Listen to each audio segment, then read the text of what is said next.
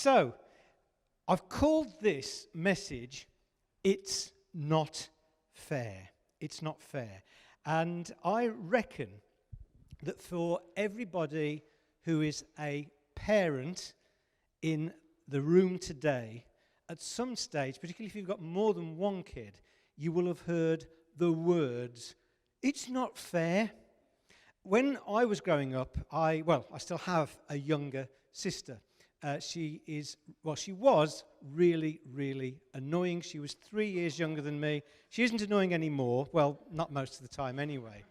But as I was growing up, these words were kind of constantly ringing in my ears. It's not fair. He's got more than me. Why do I have to go to bed before him? Why does he have more pocket money than me? Why can he go out and I've got to stay in? It's not fair. Now, obviously, what my sister had to learn was the fact that I'm a boy and therefore I'm entitled. No, that's not true. No. But my parents always did bring us up to know that we were loved equally and treated fairly as far as they could. I'm sure that many of you actually practice the same things, but the two things that I clearly remember about my mum and dad's rules were that fizzy pop was actually quite a treat as we were growing up. There wasn't as much of it about, and we used to have the pop man that came once a week, and that was, we'd have a couple of bottles to last us for the week, and we used to really like this fizzy apple drink, and what we used to do was have to share it, you see. So mum and dad had got this simple rule: one pours the drinks and the other chooses the glass. Or if you've got to share a Mars bar or something like that, one cuts and the other chooses which piece they want. Now that is the way to guarantee that you get a Mars bar absolutely cut 50-50 down the middle, or you get a bottle of pop to the kind of milliliter that's poured out. I can guarantee it worked perfectly. But mum and dad always kind of brought us up to believe that we were being treated fairly. But as we actually grow up, we begin to realize that life isn't always fair. Life's not fair, is it? In Life Group this week, we were talking and reviewing last week's message that Pete brought about Peter and John encountering a beggar on the way to the temple. And this beggar was lame from birth. And we had a really interesting conversation in our life group about homelessness. And the conversation, as conversations in life groups sometimes do tend to drift a little bit, we somehow got onto, our experiences of meeting people in the street and some of our concerns. And some people, understandably, were saying, well, I like to do something, but I'm a bit worried about giving money, and I'm always concerned, are these people really genuine? You hear of people on the streets that have got mansions in the background, or then you kind of get concerned about, are they actually being exploited? And even in that story of Peter and John, he actually said that the beggar was brought there by somebody. Was that beggar actually being exploited? And we actually came to the conclusion, I believe, that basically life isn't fair. There but for the grace of God goes us. And actually, we should just do what Jesus would do, which is undoubtedly to love unconditionally. But life wasn't fair to start with for that beggar that we were talking about last week. So what I propose to do today is we're going to look at two stories in the Bible where people said it's not fair. Okay? Both of these are quite surprising stories, and I think that they actually point us to a point where we would say it's good that life isn't always fair. We might get to a point where we actually think it's perhaps good that life isn't always fair. And in particular, we should be really glad that God doesn't actually treat us fairly, because actually he treats us much more than fairly. Okay, so let's see how we get on. The first one is a parable, a story of Jesus. I'm going to read this. The words will appear on the screen. If you can see them, I will read it to you. This is the Passion version of the story of the labourers in the vineyard. And I do apologise. The fonts, the colours, it's all going to look a right mishmash behind me, but there are reasons for that which we won't go into now. So if some are in capital letters, some are in lowercase, just try and listen to the story and pay no attention to the way it appears behind me. So this is the story from the Passion version that Jesus told. So these are the words of Jesus. Jesus said to his disciples, "This will help you understand the way heaven's kingdom operates. There once was a wealthy landowner who went out at daybreak to hire all the laborers he could find to work in his vineyard. After agreeing to pay them the standard day's wage, he put them to work. Then at 9 o'clock, as he was passing through the town square, he found others standing around without work. He told them, 'Come and work for me in my vineyard, and I'll pay you a fair wage.' So off they went to join the others. He did the same thing at noon, and then again at 3 o'clock, making the same arrangements as he did with the others. Hoping to finish his harvest that day, he went to the town square once again at 5 o'clock and found more there who were idle. And he said to them, 'Why have you been here all day without work?' 'Because no one hired us,' they answered. So he said to them, 'Then go and join my crew and work in my vineyard.' When evening came, the owner of the vineyard went to his foreman and said, 'Call in all the laborers, line them up, and pay them the same wages, starting with the most recent ones I hired and finishing with the ones who worked all day.' When those hired late in the day came to be paid, they were given a full day's wage. And when those who had been hired first came to be paid, they were convinced that they would receive more. But everyone was paid the standard wage. When they realized what had happened, they were offended and complained to the landowner, saying, 'You're treating us unfairly. It's not fair. They've only worked for 1 hour, while we've slaved and sweated all day under the scorching sun. You've made them equal to us.' The landowner replied, 'Friends, I'm not being unfair. I'm doing exactly what I said. Didn't you agree to work for the standard wage? If I want to give those who have only worked for 1 hour equal pay, what does that matter to you? Don't I have the right to do what I want with what is mine? Why should my generosity make you jealous of them?' Now you can understand what I mean when I said that the first will be last and the last will end up being first. Everyone is invited, but few are chosen." That's a story that Jesus told to explain kingdom values. And it's a bit of an odd story. I don't know how you feel about it. Let me ask you honestly, in the story, who do you relate to? Out of the labourers, who do you relate to? Now, apparently, most people who are Christians relate to the people who are hired first in the story, especially if they've been Christians quite a long time. People that kind of say, I've been a Christian since the day I was born. My mum and dad were Christians. I went to Sunday school. I've served in the church. I've lived my whole life in the church. People like that often relate to the first group of people in the story, the ones that worked the full day. But perhaps the story isn't talking about that at all. Some commentators believe that the story is actually Jesus explaining to the Jewish people of his own race and people that we call Gentiles, people who are non-Jewish, that actually the Gentiles would be offered the gospel because the Jewish people rejected it. Now, whatever your interpretation of the story is, it's quite odd. In this day and age, you couldn't really imagine it happening, that somebody that's laboured all day being paid exactly the same as someone who's just done an hour's work at the back end of the day. But I want to suggest to you that we should all relate to the Johnny-come-latelys, the people that turned up right at the back end of the day.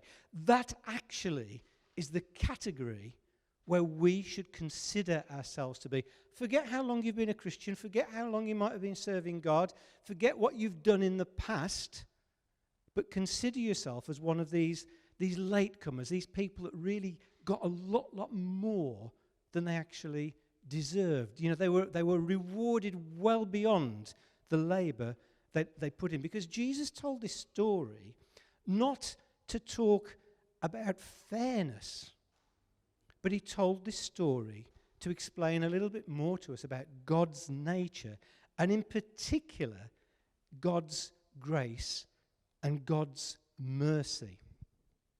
So, very quickly, because there's another story for us to look at, what do you think we can learn from this story? Well, I've thought of a few things, and I'm sure other things may have come to you as we read the story.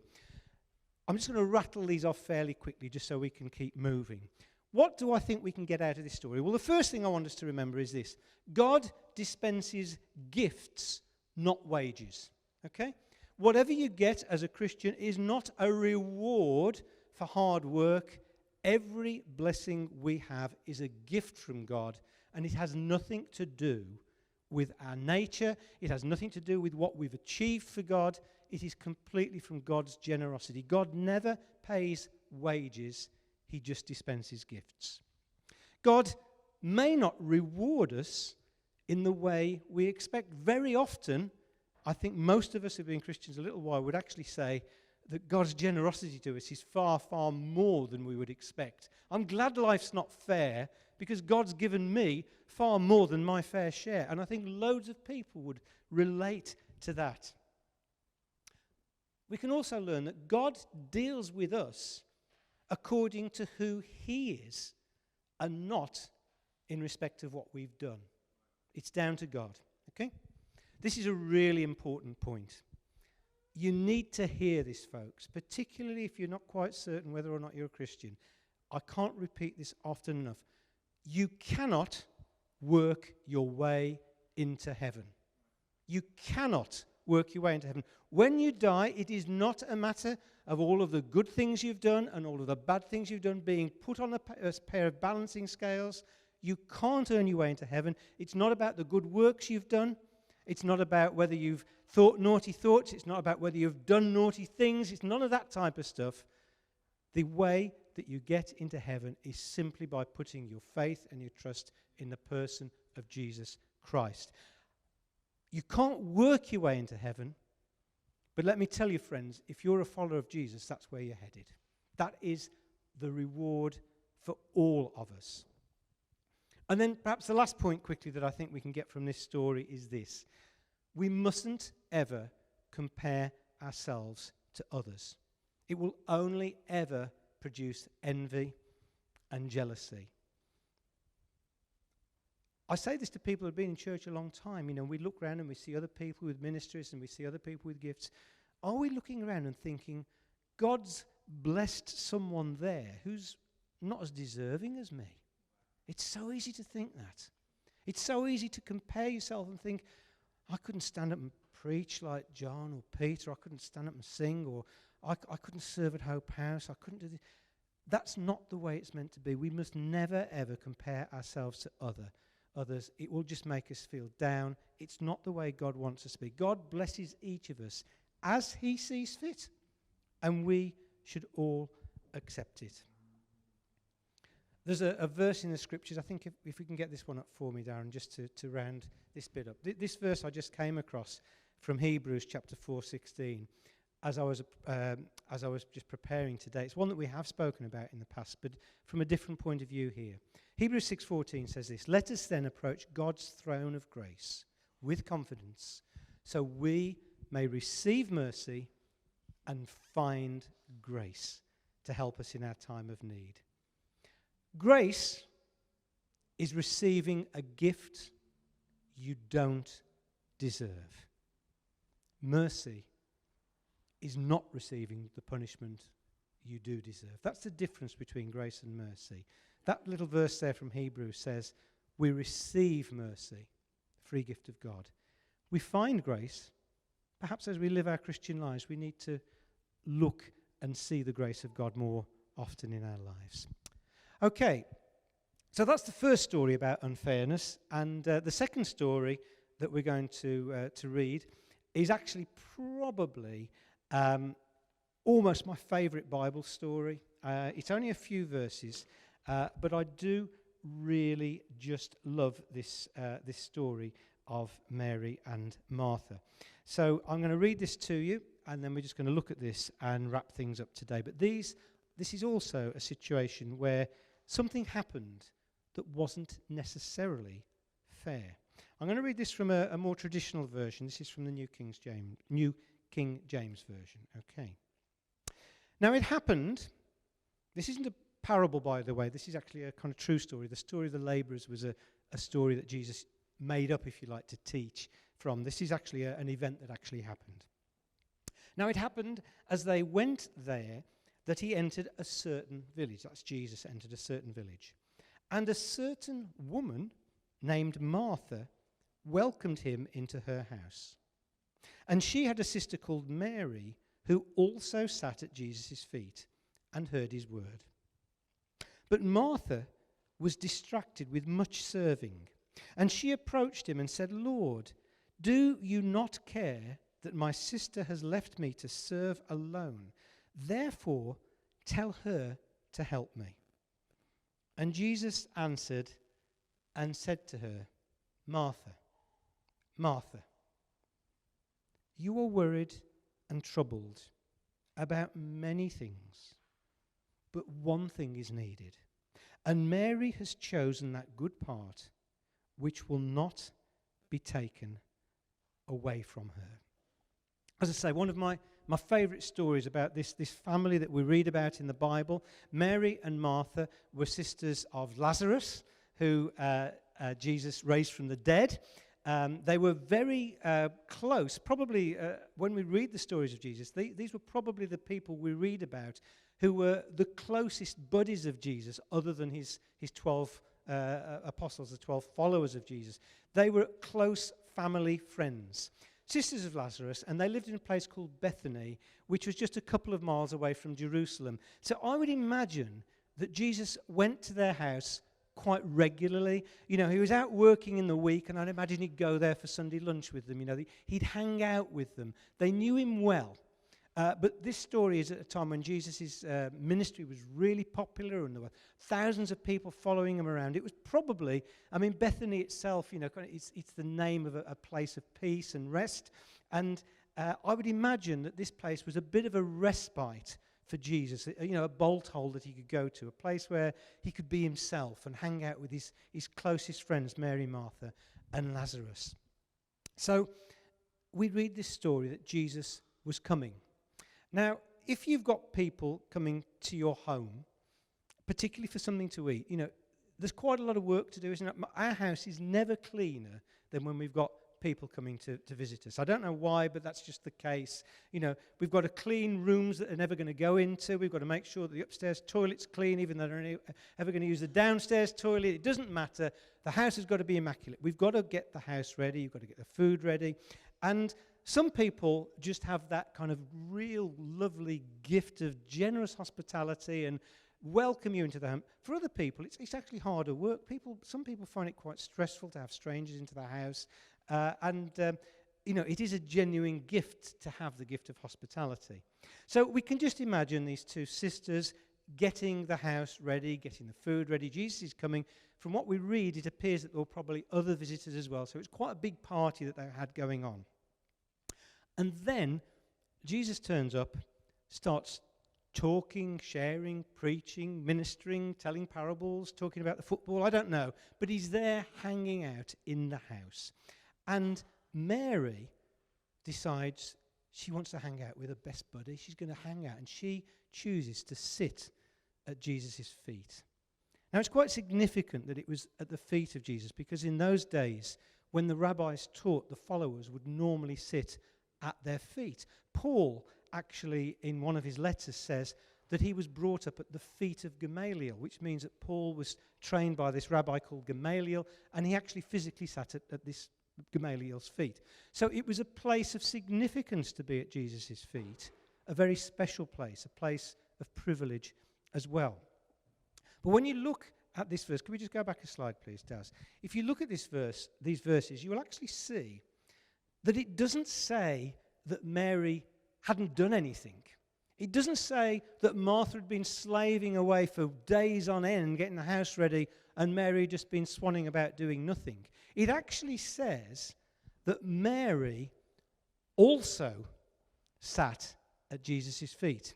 I think we can pretty much read that to say that Mary had almost certainly been involved in all the preparations, but when Jesus came, she chose to sit at Jesus' feet.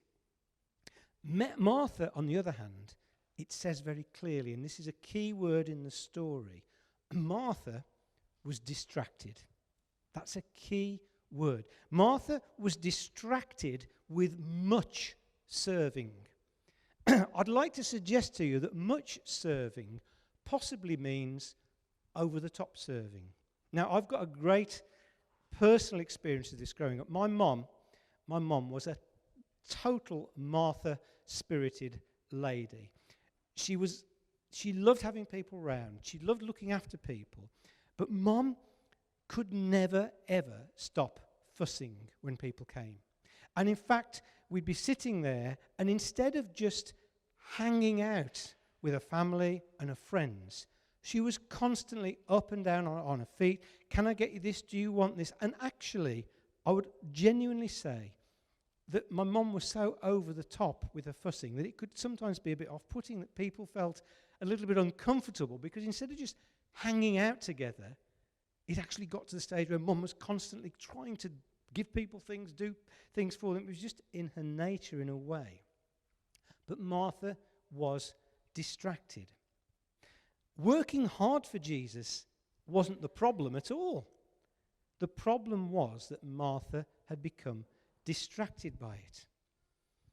And that can apply so much to us in the church. I don't know if you've ever experienced this, but some people can actually become quite crabby and irritable when they're serving Jesus. I remember many years ago, we did a project in Dudley called the Filling Station.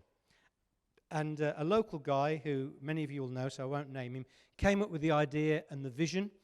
And he had this idea that we would open this cafe and Bible bookshop in Dudley, which we did. And we found this old kind of warehouse area, and it really needed doing up, just like Hope House needed doing up more recently. And I can remember being on part of the working party, kind of getting this place ready. And we kind of looked round, and we realised the guy whose idea it was, who'd had the vision, who'd got us all together, who'd raised the funding, was nowhere to be seen. And people started bad-mouthing him. That's typical of him. He's always off to the next thing. You know, this is supposed to be a such and such project, and I don't know, we're the ones doing all the work. As I've got more mature and older, I actually realised that person in question, his role was visionary. His role was to kind of start a fire and move on. But instead of actually working at the filling station and being joyful about it, we all were really crabby and irritable. We felt hard put upon, if I'm honest. And it's very easy to criticise other people who you don't think are doing as much work as they should.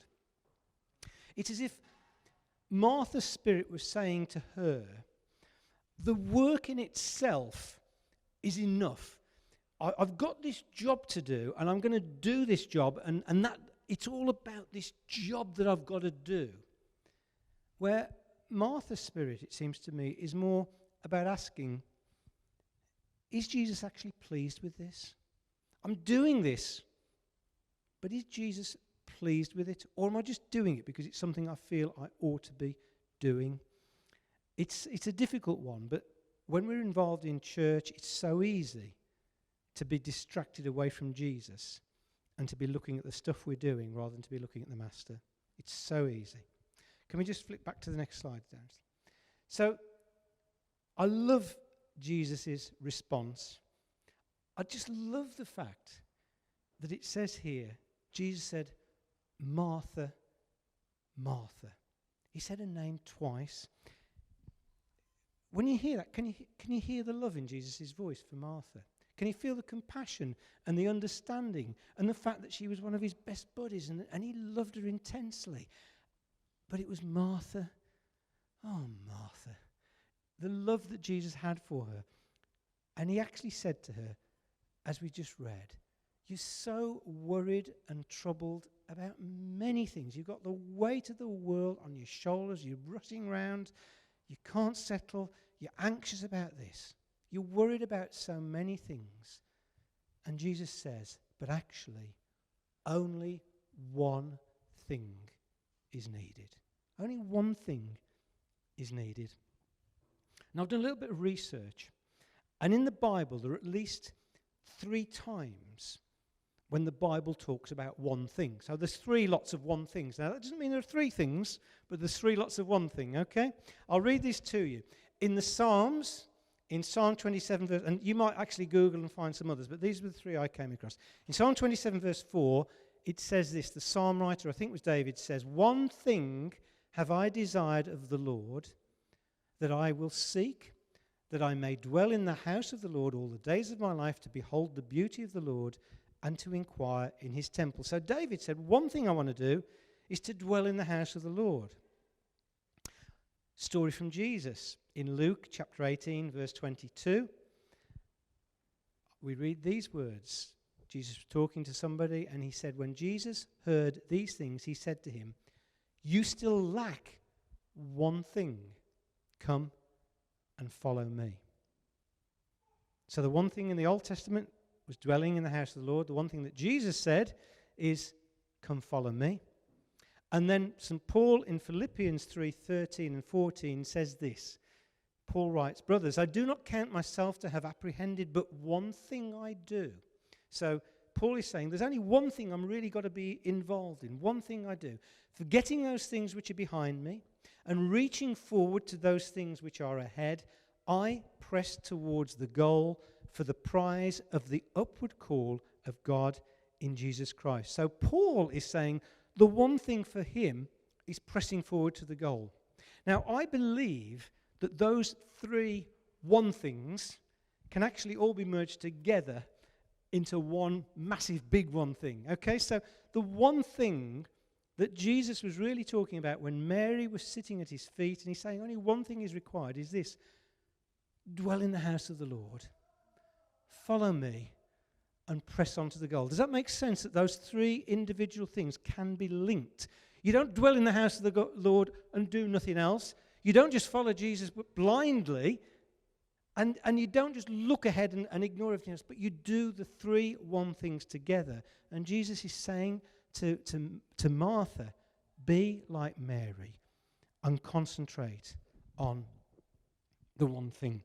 I'm going to bring this into land now. I could talk about this story. I just love this story. It just so keeps on giving, I think. But anyway, let's just begin to wrap this up and see what is the real core about this. Is life fair? Martha's problem was not unfairness. It wasn't that life wasn't treating her fairly. Martha's problem wasn't even her sister Mary. That wasn't the real problem. Martha's problem was that she'd taken her eyes off Jesus. She'd stopped focusing on Jesus.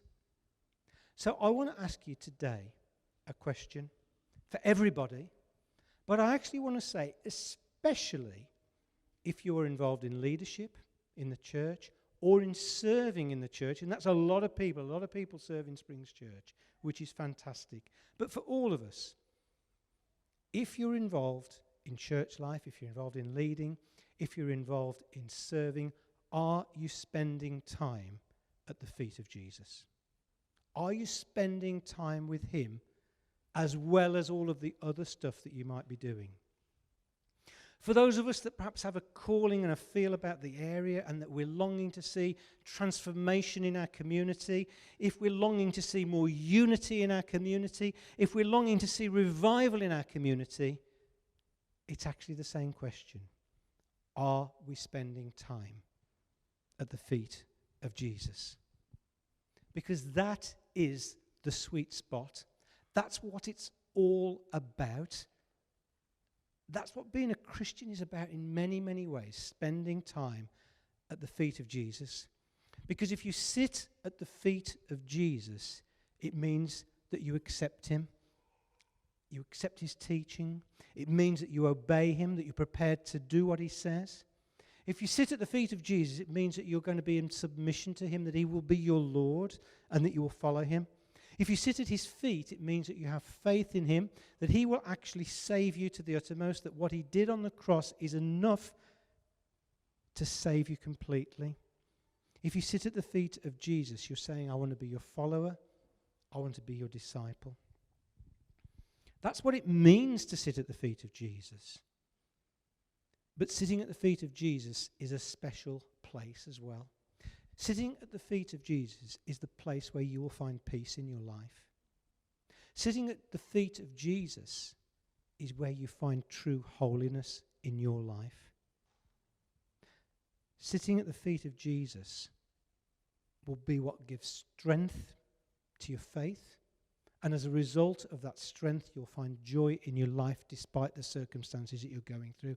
The feet of Jesus is a joyful place. Sitting at the feet of Jesus, when you let his Spirit waft over you, is where all of a sudden you become endued with wisdom and discernment. Sitting at the feet of Jesus is when he'll ignite passion in your life to serve him more. Sitting at the feet of Jesus is the place where you find true love. It's the best place in the world to be. I'm going to ask the band if they can come back now, and we're just going to finish off. But in this story, this last story that we've been looking at, it seems to me that there are three types of people that the story talks about. The first group are people like Mary. They know how to serve, but they actually also sit at the feet of Jesus. That's the category we want to be in. The second category of people are people like Martha. They're people who serve diligently. They're people with the very best intentions. They're people that love God, but somehow they get distracted from spending time with Jesus. And I'm talking to myself as much as anybody else. I know how easy it is to be busy, busy, busy, and not spend enough time with Jesus.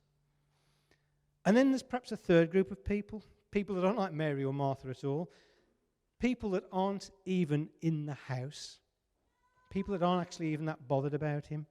They're too busy with their own pursuits, doing their own thing. They're so wrapped up in their own lives that they haven't got time for Jesus. And perhaps today you're in that category, and you've heard about Jesus a little bit, and you actually think, well, hanging out with Jesus seems like a good thing to do.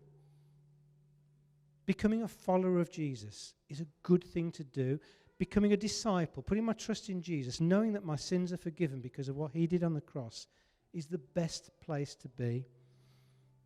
As we worship now, I want us to imagine that we're all sitting at the feet of Jesus as we worship. And I want you to respond to him in the worship as you should. If you know that you've spent lots of time with him and that you're serving him, just worship him and enjoy his presence. If, as I believe possibly quite a few of us will feel, the finger's been pointed a little bit and you think, yeah, I'm really involved. I'm really, really busy as a Christian. But I don't hang out enough with him on my own. Ask him to help you to begin to put that right. Spend some time with him now. And if actually you just think, I'm not really sure I even know him, now is the time that you can just come before his feet and ask him to come into your life for the first time. So we'll just worship. Sam's going to lead us, I think, and Pete. And let's just hang out with Jesus for the next few minutes. Thanks for listening, guys.